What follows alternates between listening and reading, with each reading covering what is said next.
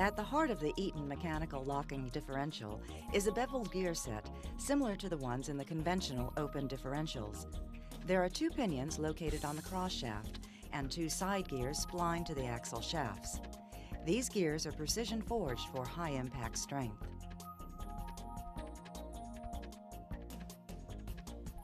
One of the side gears has cam ramps machined on the back face of the gear. These ramps mate to corresponding ramps on the cam plate. Also, there are 3 detent protrusions on the cam plate, which mate to holes on the side gear.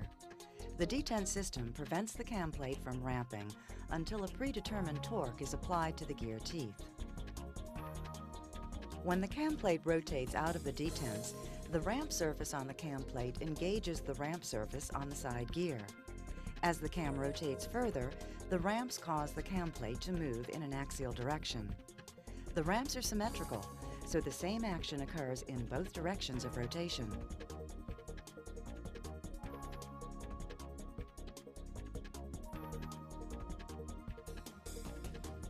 Behind the cam plate is the active disc pack, and behind the cam plate hub is a wave spring designed to keep the cam plate in the detent position. Following the active disc pack are more friction discs, a snap ring, and ear guide clips designed to maintain disc ear alignment during assembly.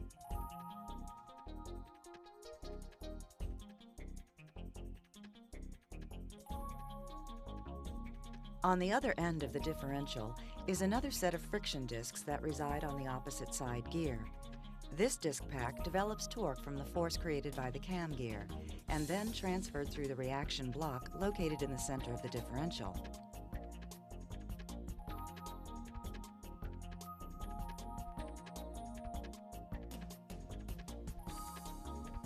The device that activates the cam plate is the engagement mechanism.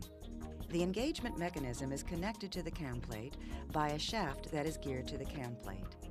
The mechanism is attached to the shaft through cone clutches and an end plate on each side.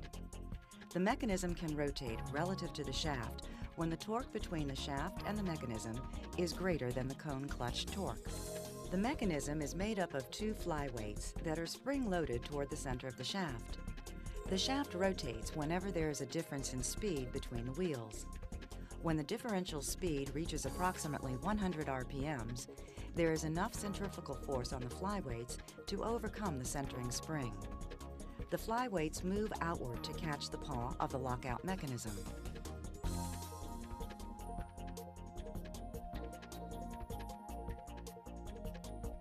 There is 1 paw for each direction of rotation on the engagement mechanism.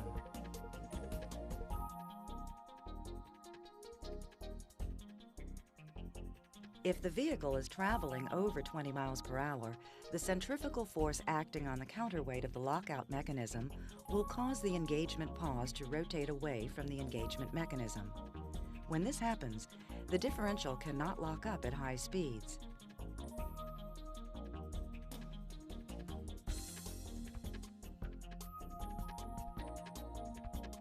With the parts back together, it can be seen how all the parts work to cause lockup.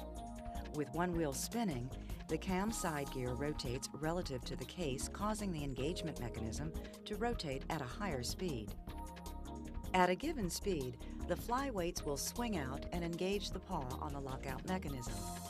This action creates a force to be exerted on the cam plate, allowing it to rotate out of the detents and into the ramping position.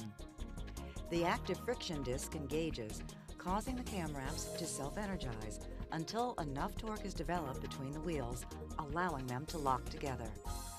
With the wheels locked together, maximum driveline torque is available to the high traction wheel.